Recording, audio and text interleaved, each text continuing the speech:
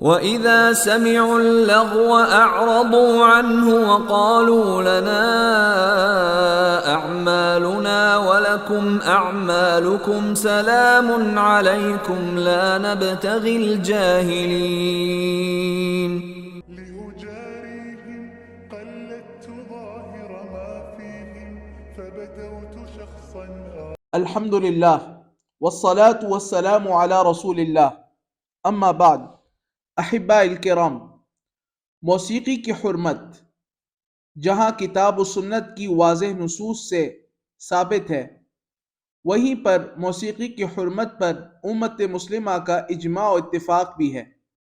یعنی کہ موسیقی کی حرمت ایک اختلافی مسئلہ نہیں ہے، جیسا کہ ہمارے زمانے میں بہت سے لوگ اور جدید مفکرین اس کو پیش کرتے ہیں، بلکہ یہ اہل علم کے مابین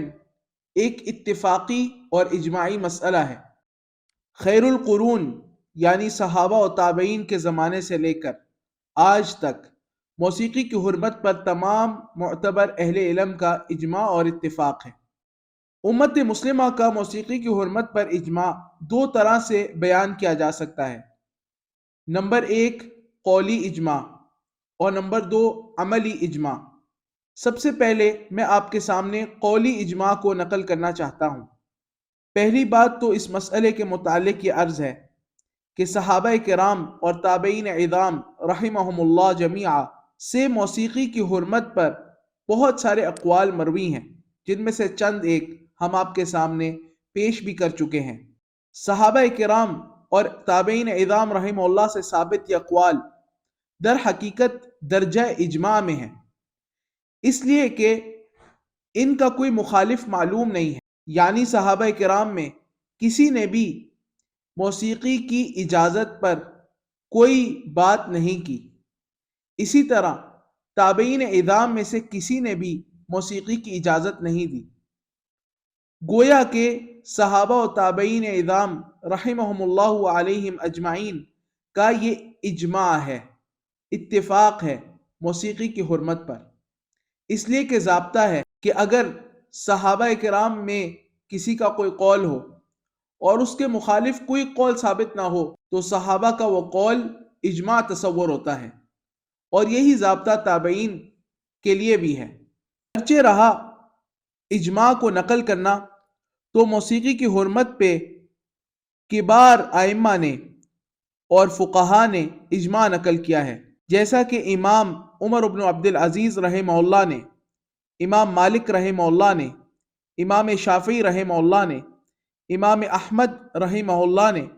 امام زکریا بن یحییٰ الساجی رحمہ اللہ نے، امام آجری رحمہ اللہ نے، امام ابو اللیث نصر بن محمد السمرقندی الحنفی رحمہ اللہ نے، امام ابو عبداللہ ابن بطہ الاکبری رحمہ اللہ، اسی طرح امام قاضی ابو الطیب الطبری رحمہ اللہ، اسی طرح القاضی ابو یعلا الفراء الحنبلی رحمہ اللہ،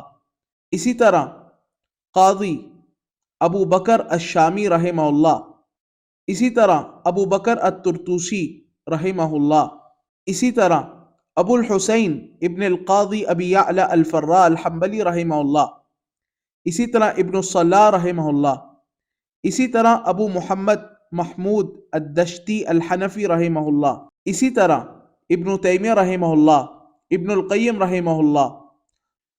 اسی طرح محمد ابن محمد المنبجی الحنبلی رحمہ اللہ، ابن رجب رحمہ اللہ، ابو بکر الحسنی الشافعی رحمہ اللہ، برہان الدین ابراہیم ابن عمر البقائی رحمہ اللہ، اسی طرح ابو المحاسن ہبۃ اللہ ابن نصر الحرانی الحنبلی رحمہ اللہ، امام برہان الدین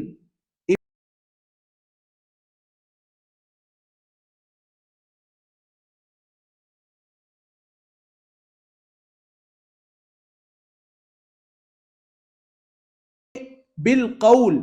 اجماع کو نقل کیا ہے. اور یہ ائمہ ثقات ہیں، معتبر اہل علم ہیں، ان سب نے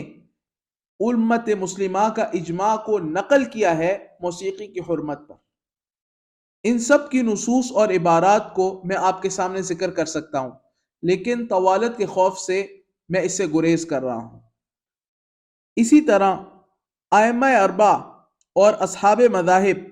اور ان کے کبار اصحاب، تمام متقدمین محققین رحمہم اللہ جمیعا کا اس بات پر اتفاق ہے اور ان کا کلمہ واحد ہے اس مسئلے پر کہ وہ موسیقی کو حرام سمجھتے ہیں اور حرام قرار دیتے ہیں۔ جہاں تک اجماع عملی کا تعلق ہے تو اس بات پر تمام صحابہ کرام، تابعین اعظام اور ائمہ کبار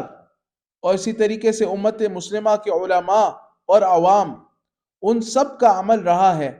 کہ وہ موسیقی کو ناپسند کرتے تھے، موسیقی سے دور رہتے تھے، موسیقی کو ایک شنیع اور بد فعل سمجھتے تھے اور اس سے اجتناب کرتے تھے۔ آپ کو کبھی بھی نہیں ملے گا کہ صحابہ کرام نے موسیقی کو سراہا ہو، موسیقی کی مجلس کو اختیار کیا ہو، یا تابعین میں سے کسی نے ایسا کیا ہو، یا کبار ائمہ اور امت مسلمہ کے اکابر نے ایسا کیا ہو، یا پھر وہ عوام المسلمین جو باعمل ہے، دین پر چلنے والی ہے، انہوں نے ایسا کیا ہو۔ 1400 سال کی تاریخ میں آپ کو ایسا کچھ بھی نہیں ملے گا، اور جو شخص اس کے خلاف دعویٰ کرے وہ جھوٹا ہے، وہ کاذب ہے، اور وہ خطا کار ہے،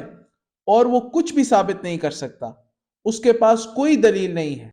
فماذا بعد الحق الا الضلال